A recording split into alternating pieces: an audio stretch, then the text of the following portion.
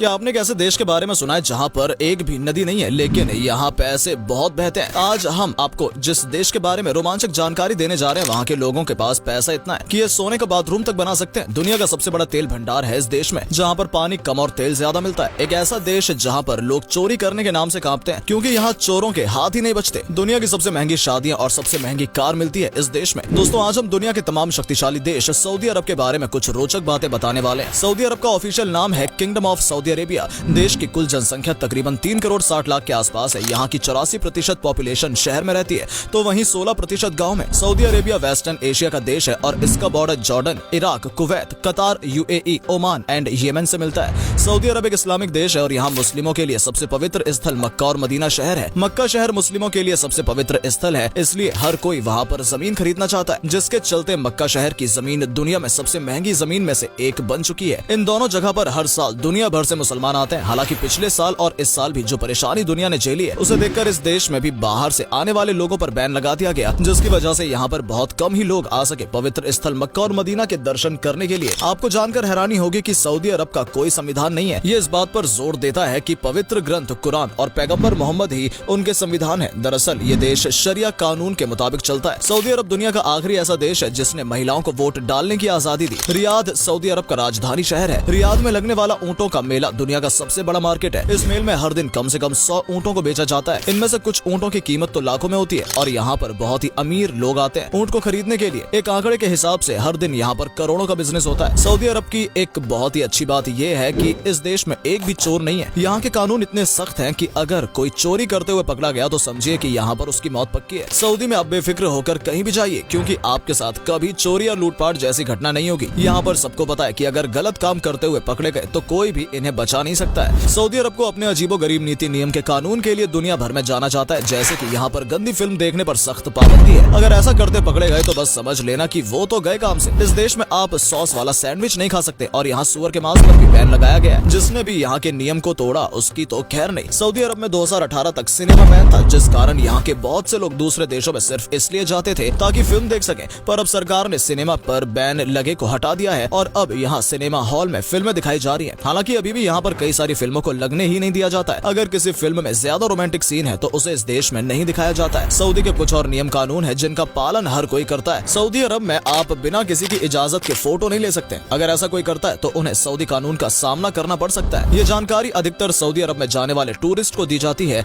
यहाँ आपको हर हाल में इसके नियम को मानना ही होगा, क्योंकि नहीं करने पर आपको सख्त सजा मिलेगी। दोस्तों, सऊदी देश की शादी शायद दुनिया की सबसे अजीबोगरीब शादी होती होगी। क्या आप सोच भी सकते हैं कि यहाँ लड़के लड़कियों की शादी की तैयारी अलग अलग तरीके से होती है। मतलब कि यहाँ पर शादियों में लड़के वाले अपने मेहमान का स्वागत अपनी लगाई टेंट में करते हैं, तो वहीं लड़की वाले अपनी जगह पर। बाद में जाकर लड़के और लड़की का मिलन होता है। साथ ही दुनिया की सबसे महंगी शादी भी इसी देश में देखने को मिलेगी। सऊदी अरब की शादियों में कम से कम 15 दिनों तक सेलिब्रेशन रहता है और करोड़ों रुपए उड़ाए जाते हैं। यहाँ पर फूलों से मंडप को बनाया जाता है। बड़े बड़े 5 स्टार होटल्स बुक किए जाते हैं। इन शादियों में देश विदेश से लोग आते हैं और मस्ती करते हैं। सऊदी अरब कुछ दिनों पहले तक एकमात्र ऐसा देश था जहाँ की महिलाओं को गाड़ी चलाने की इजाजत नहीं थी, जिसकी वजह से यहाँ की महिलाएं कार या कोई गाड़ी नहीं चला पाती थी। लेकिन आपको जानकर खुशी होगी कि अब इस नियम को बदल दिया गया है और इस देश में भी महिलाओं को गाड़ी चलाने की अनुमति दे दी गई है। सऊदी अरब महिलाओं को लेकर बहुत ही अलग किस्म का नियम है। यहाँ की कोई भी महिला अपने परिवार के अलावा किसी भी गैर मर्द से नहीं मिल सकती है। यहाँ जब किसी भी महिला को शॉपिंग के लिए जाना होता है या किसी भी काम के लिए बाहर जाना होता है तो उसके लिए उन्हें अपने परिवार के किसी मर्द को साथ में लेकर जाना होता है। सऊदी अरब अब अपने कानूनों में बदलाव की दिशा में आगे बढ़ रहा है। कानूनों में ढील दिए जाने से वहाँ के नागरिकों की जिंदगी में बदलाव और आसानी हो रही है।